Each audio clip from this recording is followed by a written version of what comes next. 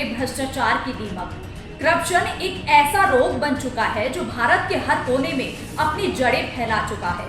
पंचायत से लेकर high level के कार्यालयों तक हर जगह करप्शन का असर देखा जा सकता है।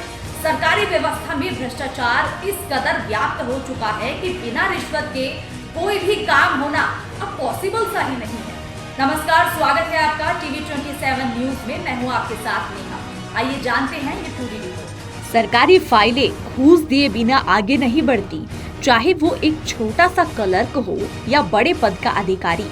ट्रांसपेरेंसी इंटरनेशनल द्वारा जारी ताजा सर्वे के अनुसार भ्रष्टाचार के मामले में भारत को 180 देशों की लिस्ट में 79वां स्थान मिला है। हालांकि पिछले साल की तुलना में ये एक मामूली सुधार है, जब भारत 81वें स्थान पर था। फिर भी ये स्थिति दर्शाती है कि भारत में भ्रष्टाचार का स्तर कितना गंभीर है। रिपोर्ट में ये भी बताया गया है कि इस साल देश में 51% लोग रिश्वत देते हैं, जो पिछले साल के 56% से कम है। ये सुधार इसलिए देखा गया है क्योंकि कुछ सेवाओं को केंद्रीकृत और कंप्यूटराइज्ड किया गया है, जैसे कि पासपोर्ट बनवाने और रेल टिकट बुकिंग में। इन क्षेत्रों में तकनीकी सुधार से भ्रष्टाचार पर थोड़ी लगाम लगी है, पर ये सरकारी तंत्र की सिर्फ एक छोटी सी तस्वीर है। लोगों ने 2017 में हुई नोटबंदी की वजह से भी भ्रष्टाचार में गिरावट को कारण माना है। तब कुछ समय तक लोगों के पास देने के लिए नगद उपलब्ध नहीं था।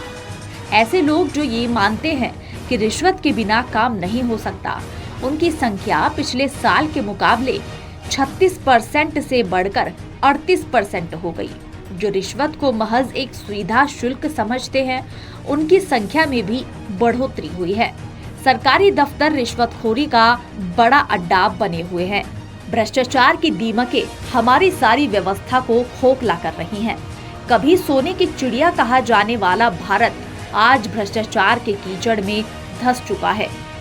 हमारे नैतिक मूल्य और आदर्श सब स्वाहा हो चुके हैं।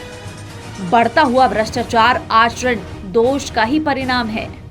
आज के समय में ईमानदारी तो महज एक कागज का टुकड़ा बनकर रह गई है। हर दिन भ्रष्टाचार के काले कारनामे उजागर हो रहे हैं। देश में भ्रष्टाचार को मिटाकर सभी नागरिकों को रोटी, कपड़ा और मकान जैसी मूलभूत आवश्यकताओं की पूर्ति करना सरकार का काम ही नहीं, बल्कि राजनीतिक धर्म भी होता है। लेकिन आजादी से लेकर अब तक देश की सरकारें भ्रष्टाचार को मिटाने में विफल रही हैं।